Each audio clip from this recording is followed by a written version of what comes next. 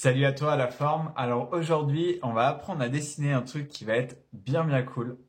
C'est un visage de trois quarts, mais pas dans n'importe quel style, dans un style irezumi, c'est-à-dire le tatouage traditionnel japonais, qui est un style très bien défini. Et ça va ressembler à ça. Donc autant te dire qu'on va bien se marrer.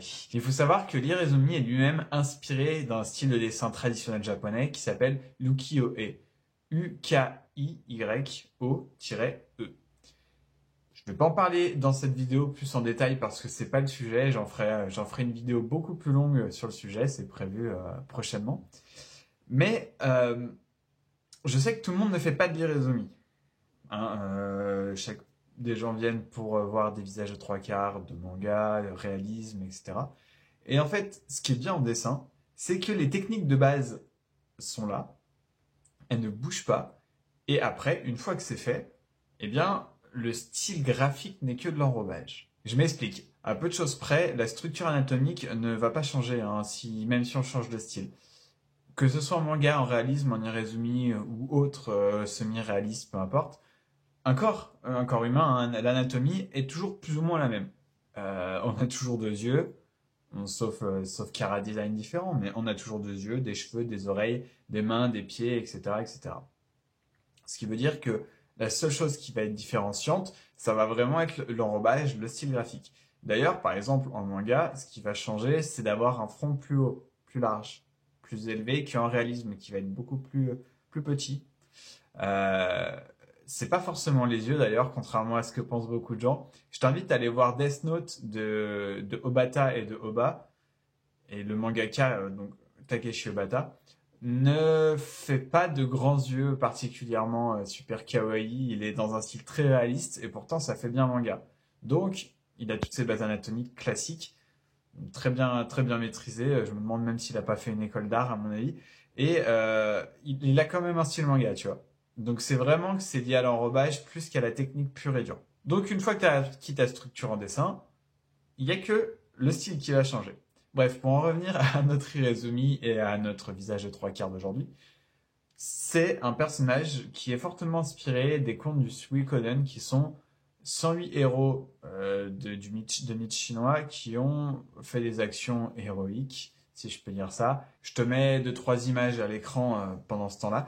Euh, je précise que c'est pas pour autant un héros que j'ai reproduit spécifique, qui va forcément avoir des ressemblances avec d'autres héros, mais c'est plus un personnage fortement inspiré.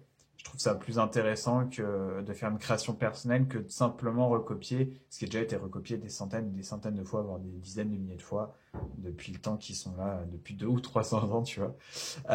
Donc, ce qui va se passer, c'est qu'on va voir ensemble ta structure de base pour créer un visage de trois quarts. Et puis, à partir d'un certain point, je vais te le dire et je vais dériver sur ce qui va faire ce côté irezumi très influencé du Suikoden. Je tiens à te rappeler quand même que pour réaliser des personnages dans les meilleures conditions, il est important d'avoir des bases solides. Et qu'est-ce que c'est qu'avoir des bases solides? Parce qu'on dit souvent, il faut que tu aies des bonnes bases. Mais c'est quoi des bonnes bases? Eh bien, des bonnes bases, pour moi, c'est des bases en anatomie, c'est des bases sur toutes tes nuances pour pouvoir faire tous tes ombrages, c'est des bases sur les techniques pour faire tes ombrages, c'est savoir gérer les textures, les formes, carré, rond, triangle, pouvoir déceler les formes dans les objets, les formes principales et qui ont la plus grosse traction dans ton image, etc., etc. Bref, ça serait hyper long si je devais tout détailler. Je pense qu'on pourrait faire une vidéo de moins de 2 ou 3 heures pour toutes les bases. Donc si tu veux en savoir plus, j'ai écrit un article beaucoup plus détaillé sur mon blog à ce sujet. Donc je te mets le lien dans la description juste en dessous. Et j'ai également créé un guide qui s'appelle La Boussole, qui est là pour t'aider à prendre tes bases dans le bon sens. Alors dans le bon sens, parce que pour moi, il vaut mieux commencer par l'anatomie parce que c'est la chose la plus dure. Il y a toutes les formes, tous les ombrages, c'est compliqué entre les muscles, les os, les tendons, etc., etc. Et donc, il y a pour moi un sens pour pouvoir bosser tes bases.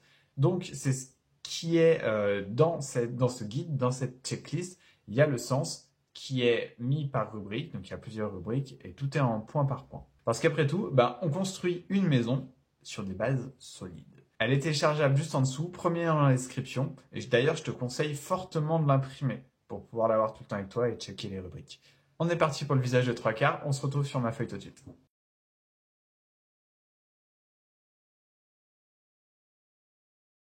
Pour la vue de 3/4, nous allons utiliser un cercle. Je te laisse donc le tracer.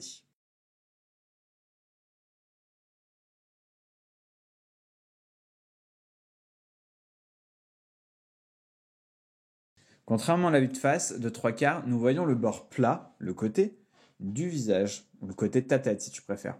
Nous allons donc le signaler par un ovale. Comme c'est une vue de 3/4, on ne verra qu'un des deux côtés, car l'autre côté du visage est caché par la perspective.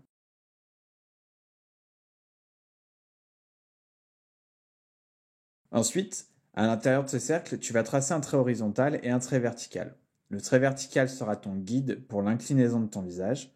Plus il sera incliné d'un côté ou de l'autre, plus ton visage sera incliné vers le haut ou vers le bas. Trace ensuite un trait horizontal. Ce trait horizontal sera notre trait de repère pour les sourcils, ainsi que deux traits partant chacun du haut et du bas du cercle, également un peu arrondis. Les traits que tu viens de tirer déterminent les proportions de ton visage. Notre visage sera divisé en 3/3 et j'en parle plus en détail dans la vidéo du visage de face que je te mets en lien dans la description.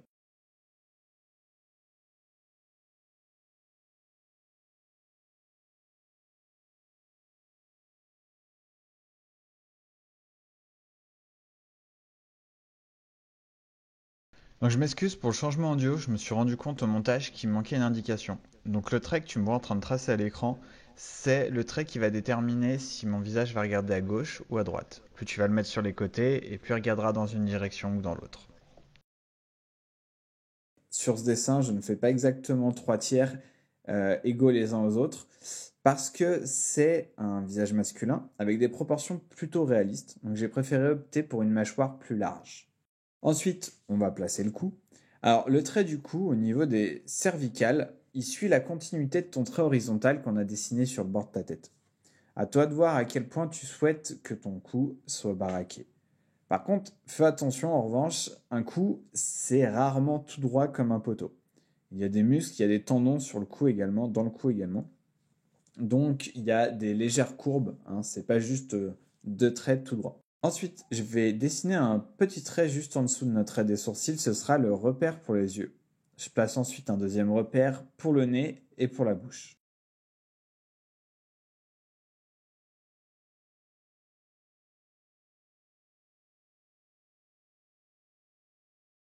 Ensuite, tu vas placer un petit rebond juste sous l'œil pour signifier en fait l'os qui est à cet endroit-là.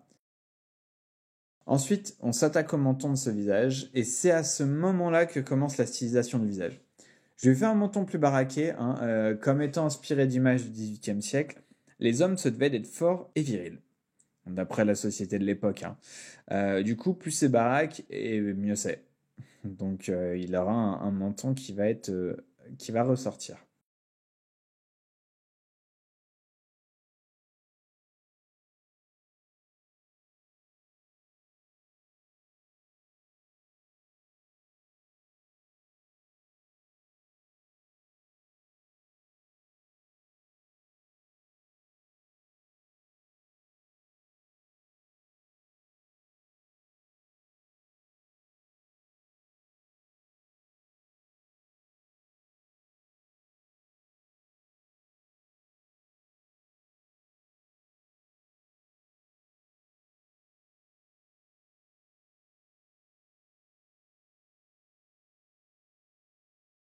Alors, c'est l'heure de placer les yeux. L'œil à ta droite, eh bien, il se placera entre ton trait partageant le visage en deux, ton trait de guide, et le bord plat de ta tête. Le second œil se placera au milieu de son emplacement également, tout simplement. Fais attention cependant pour donner l'effet de profondeur, le deuxième œil fera la même hauteur que l'autre, hein, ils seront de la même hauteur, mais il sera plus tassé dans la longueur. On place le nez de 3/4 en ajoutant des plis au niveau du haut du nez pour lui donner un air un peu sévère, un peu pour dire ouais je suis un mec viril badass, tu vois.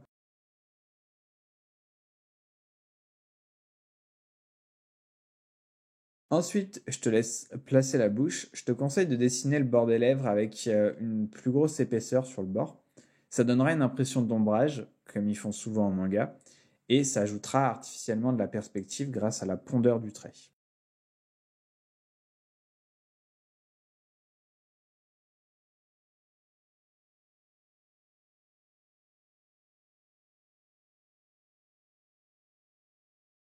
On place ensuite les sourcils qui sont épais, car encore une fois, c'est censé être un homme viril.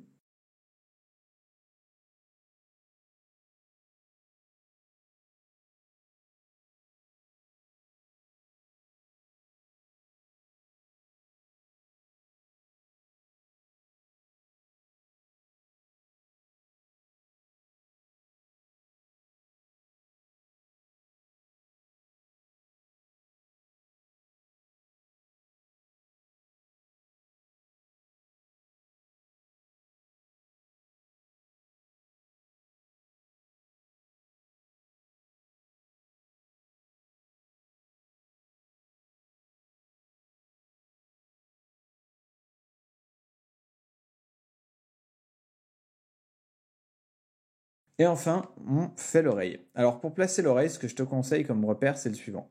Le haut de l'oreille est au niveau du haut des yeux et le bas de l'oreille est au niveau du bas du nez.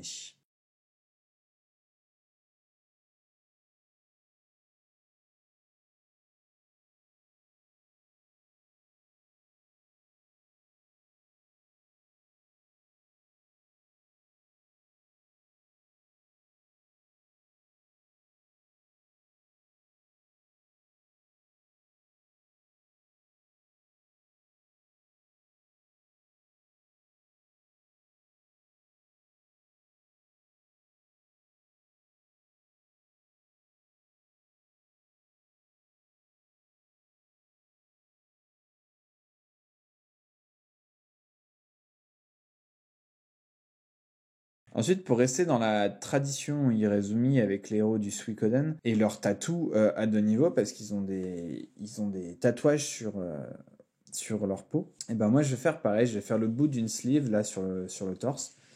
Je pars donc sur une pivoine et quelques pétales de cerisier. Bon, rien qui vous étonne, je suppose.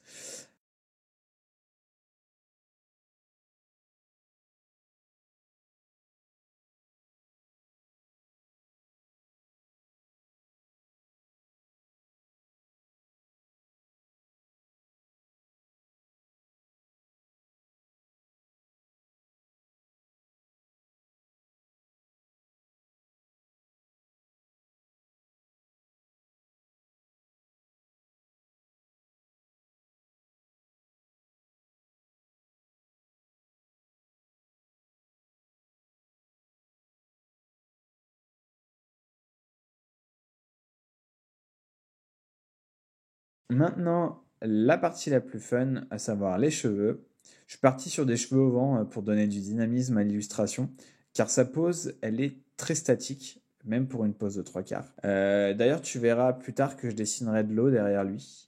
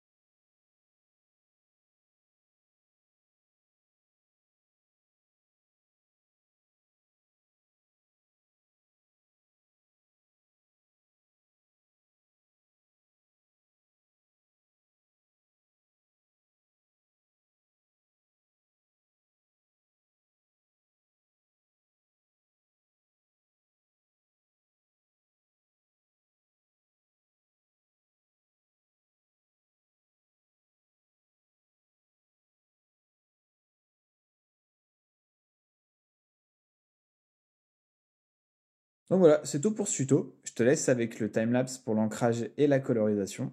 Prends soin de toi, la bise et surtout, bon dessin.